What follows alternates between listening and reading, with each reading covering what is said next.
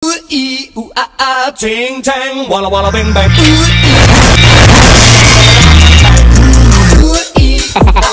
Ching chang, walla walla bang bang.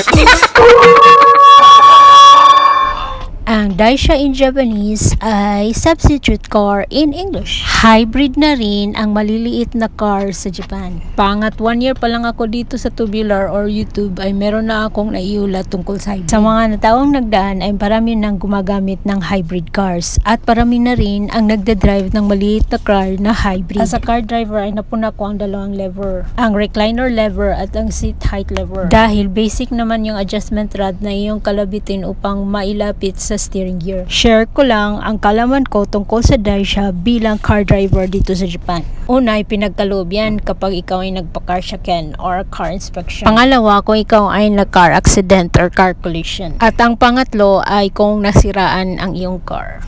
Ang halimbawa sa nasiraan ng car ay flat tire. Hindi kasi ako nakapag-change tire nung nag-change season na. Nakalimutan ko na ang aking tire ay nakapag-tire rotation na. Wala akong dalang cellphone kaya humingi ako ng tulong sa pulis. Tinakbo ko ang car sa malapit kung saan safe siyang i-parking habang ako ay maghahanap ng police station. Salamat naman at may dalang cellphone ang mga pulis at hindi lang walkie-talkie, no? Nakabisikleta lang silang pumunta dahil wala daw silang patrol car. Ang una nilang imbestiga ay kung meron ba daw akong cellphone, kaya tinanong ko rin sila kung saan ang kanilang telephone box para makatawag ka sa kanila. Kaya ginamit na lang nila ang kanilang cellphone upang tawagan ang car insurance company sa aking car. Hindi available sa car insurance ko ang tow kaya isinakay na lang ito ng hauler. Hindi kasi car collision ang nangyari kaya hindi makatulong ang JAF para ito ang car. Puro kung nakaharang ang aking car at nagkaroon ng heavy traffic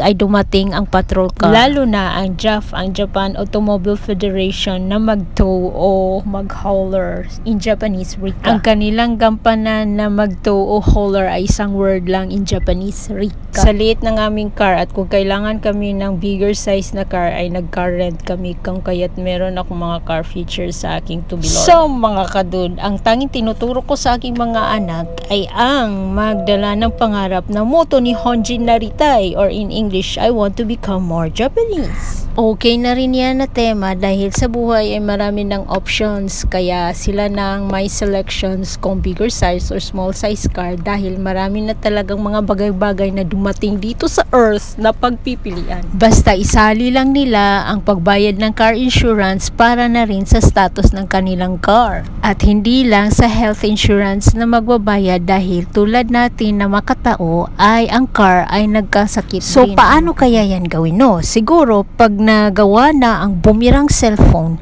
ay mayroon na ring kasagutan. Nag-autofocus ako sa parte na ito dahil ang bahagi na ito ay may ugnay sa drive recorder na ang function niya ay dito sa monitoring screen na meron din siya dito sa steering gear. Touch screen siya kaya dali mo lang siyang matutunan at may ugnay siya rin na button sa taas at saka itong camera medyo maliit lang siguro in the future dito na yan matitignan sa mirror na ito. So compare siguro sa inyong nakikita ay parang ganito lang siya pero para sa akin madaldal na siya na automated system. Ewan parang patungo na siyang maging night rider o di kaya lilipad na in the sky. So ibig sabihin yan kailangan ko ng license sa pilot para makalipad sa air. In the future 3 license na ang kanilang pagsikapan. To drive in the road, to drive in the sky, and of course to drive in the sea. Naku, nakalimutan ko. Sana maging floating din itong car na to. In futuristic topic, napaka-flexible na talaga siguro ang mga cars.